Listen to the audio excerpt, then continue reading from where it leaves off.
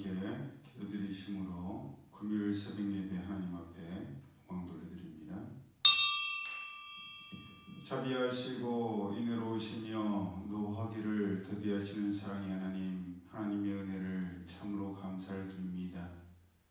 연약한 저희들을 그냥 내버려 두지 아니하시고 하나님의 오른손으로 꼭 붙들어 주셔서 그때가 아니라 할지라도 시간이 지난 뒤에는 깨닫게 하시고 하나님의 사랑밖에는 저들이 의지할 곳이 없음을 깨닫게 하시고 더욱더 확고하게 하시니 참 감사합니다.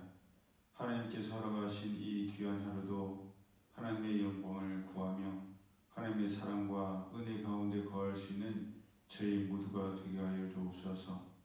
연약한 저희들 강함 계시는 주님을 바라보며 의지하게 하여 주옵소서. 예배 시점을 주님께 맡겨드리오며 거룩하신 예수님의 이름으로 축복하며 기도드리옵나이다. 아멘. 찬송가 413장 내 평생이 가는 길 순탄하여 찬송드립니다.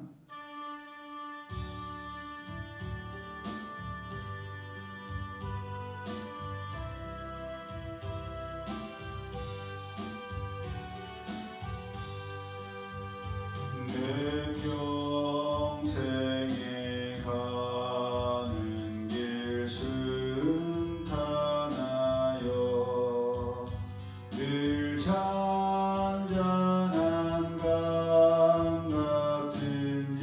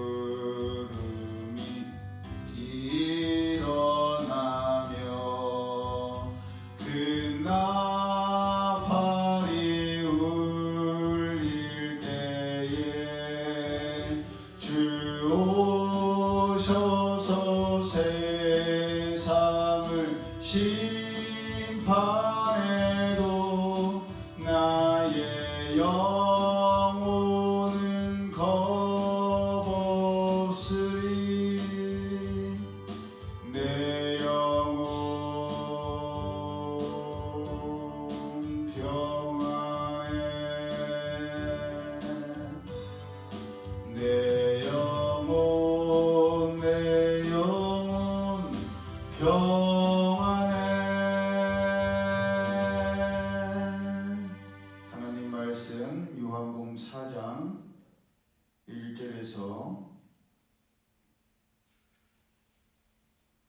26절까지 우리 함께 합독합니다. 요한복음 4장 1절에서 26절 함께 합독합니다. 시작. 예수께서 제자를 삼고 침례를 베푸시는 것이 요한보다 많다는 말을 바리새인들이 들은 줄을 주께서 아신지라. 예수께서 친히 침례를 베푸신 것이 아니요 제자들이 베푼 것이라. 유대를 떠나사 다시 갈릴리로 가실새 사마리아를 통과하여야 하겠는지라. 사마리아에는 수가라는 동네에 이르시니 야곱이 그 아들 요셉에게 준 땅이 가깝고 거기 또 야곱의 우물이 있더라. 예수께서 길 가시다가 피곤하여 우물 곁에 그대로 앉으시니 때가 6시쯤 되었더라.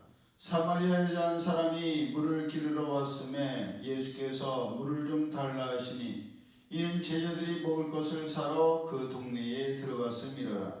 사마리아 여자가 이르되 당신은 유대인으로서 어찌하여 사마리아 여자인 나에게 물을 달라 하나이까 하니 이는 유대인이 사마리아인과 상종하지 아니함이러라. 예수께서 대답하여 이르시되 내가 만일 하나님의 선물과 또 내게 물 좀 달라는 이가 누구인 줄 알았더라면 내가 그에게 구하였을 것이요 그가 생수를 내게 주었으리라. 여자가 이르되 주여 물 기를 그릇도 없고 이 우물은 깊은데 어디서 당신이 그 생수를 얻겠사옵나이까. 우리 조상 야곱이 이 우물을 우리에게 주셨고 또 여기서 자기와 자기 아들들과 짐승이 다 마셨는데 당신이 야곱보다 더 크니까. 예수께서 대답하여 이르시되 이 물을 마시는 자마다 다시 목마르려니와 내가 주는 물을 마시는 자는 영원히 목마르지 아니하리니 내가 주는 물은 그 속에서 영생하도록 솟아나는 샘물이 되리라. 여자가 이르되 주여 그런 물을 내게 주사 목마르지도 않고 또 여기 물 기르러 오지도 않게 하옵소서. 이르시되 가서 내 남편을 불러오라. 여자가 대답하여 이르되 나는 남편이 없나이다. 예수께서 이르시되 네가 남편이 없다는 말이 옳도다. 너에게 남편 5이 있었고 지금 있는 자도 내 남편이 아니니 내 말이 참되도다. 여자가 이르되 주여 내가 보니 선지자로소이다. 우리 조상들은 이 산에서 예배하였는데 당신들의 말은 예배할 곳이 예루살렘에 있다 하더이다. 예수께서 이르시되 여자여 내 말을 믿으라. 이 산에서도 말고 예루살렘에서도 말고 너희가 아버지께 예배할 때가 이르리라. 너희는 알지 못하는 것을 예배하고 우리는 아는 것을 예배하노니 이는 구원이 유대인에게서 남이라. 아버지께 참되게 예배하는 자들은 영과 진리로 예배할 때가 오나니 곧 이때라. 아버지께서는 자기에게 이렇게 예배하는 자들을 찾으시느니라.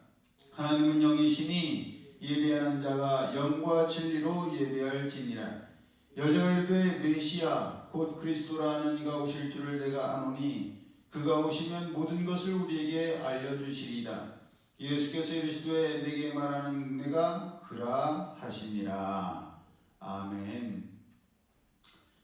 마실 물은 필요했지만 마실 그때뿐 마셔도 갈증은 해결되지 않았고 마시고 나면 얼마 지나지 않아 또다시 물을 들어와야 했습니다. 그러려면 또다시 사람들과 마주치지 않기 위해서 대낮 12시 해가 중천에 떠 있을 때에 와야 했습니다. 왜냐하면 이 여인은 사연이 많은 여인이었기 때문이었습니다. 예수님께서 지적하신 대로 이 여인은 남편이 5명이나 되었고 그것도 모자라서 다시 새로운 남자를 만나 살고 있었기 때문입니다.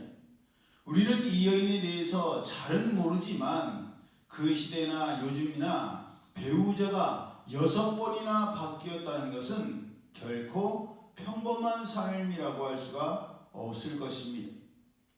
사마리아 여인이 그렇게까지 했다는 것은 그만큼 그녀의 현실의 삶이 충족되는 삶이 아니었고 그만큼 그동안 만나왔던 남자들이 이 사마리아 여인의 내적 갈급함을 채워줄 수가 없었다는 말일 것입니다. 사마리아 여인만 그런 것이 아닙니다. 오늘을 살아가는 우리도 저마다가 채워도 채워지지 않는 내적인 공허함, 영적 갈급함이 있을 것입니다. 그래서 그 외로움과 고독을 어떻게든 채워보고 대체하려고 어떤 사람은 배우자에게 몰두하고 어떤 사람은 운동에 몰두하며 어떤 사람은 직장 생활에 또 일에 집중하고 몰두하고 어떤 사람은 자녀들에게 몰두하고 어떤 사람은 취미생활, 사업에 몰두하고 또 때로는 종교활동에 몰두하기도 합니다. 그렇게 뭔가에 집중해야만 내적인 공허함과 외로움, 고독이 사라질 수가 있기 때문이지요.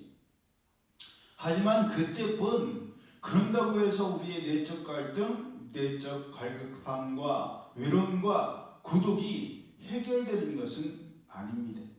마치 목이 말라 바닷물을 마셔도 금세 다시 목이 마르는 것처럼 말입니다. 본문에 나오는 사마리아도 그랬을 것입니다.